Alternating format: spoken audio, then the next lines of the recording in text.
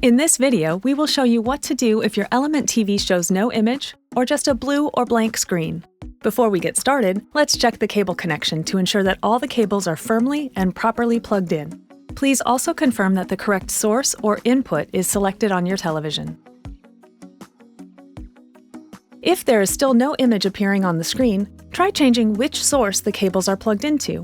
For example, move the cable from the HDMI 1 port to the HDMI 2 port.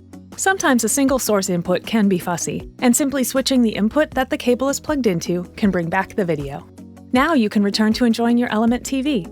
If there is still an issue with the picture, it is possible there is a problem with the cable cord itself. Your best option would be to swap the existing cable cord out for a new one and follow steps 1 through 4 again. Thanks for watching. Please feel free to contact our customer service team at any time. We can be reached at 888-842-3577 or on our website at elementelectronics.com.